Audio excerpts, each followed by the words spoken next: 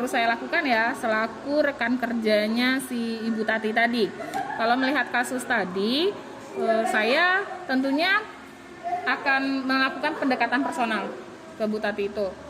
Saya akan bertanya dulu permasalahannya apa, karena kita nggak boleh dong kita negur rekan tapi kita nggak tahu duduk permasalahannya seperti apa. Jadi kita tanya dulu permasalahannya apa, terus kita juga harus memberitahu. Kadang-kadang kan walaupun misalnya di atasan kita atau dia sama ini dengan kita ya, namanya rekan, kita nggak boleh juga langsung ngasih tahu itu nggak boleh gitu kan, nggak boleh juga.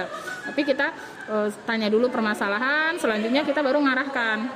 Karena sebagai seorang guru itu boleh kita menegur anak, boleh marah ke anak tuh sebenarnya boleh ya, tapi menghukum yang membuat trauma itu tidak boleh. Bahasanya seperti apalah gitu ya Pak ya.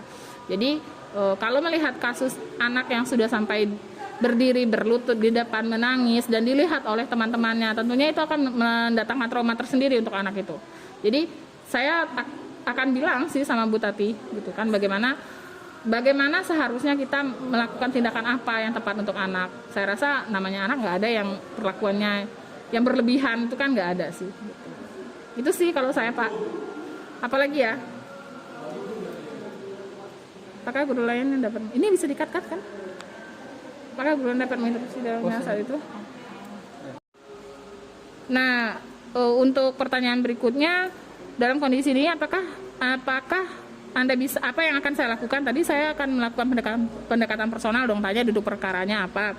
Terus apakah Anda dapat menginterupsi mengapa dan bagaimana, itu ya tentunya kita boleh, karena kita selaku rekan kerja, jika ada sesuatu hal yang menurut kita harus bertanya, kita harus menginterupsinya gitu kan, itu boleh.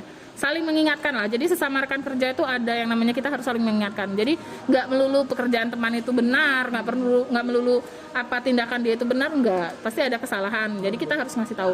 Nah, yang lebih tepat lagi wewenangnya tentunya kalau setiap kita ada permasalahan dengan anak itu kan penyelesaiannya stepnya ada loh Dek. Jadi stepnya mulai dari kita menyelesaikan sendiri, kalau tidak bisa kita selesaikan lagi dengan BK. Itu tidak bisa kita selesaikan lagi dengan atasannya lagi, kepala sekolah tentunya gitu. Jadi nggak boleh yang kita menghukum secara langsung seperti itu, nggak boleh. Intinya tidak boleh menghukum yang menyebabkan trauma ke anak itu. Kalau menurut saya ya, itu sih.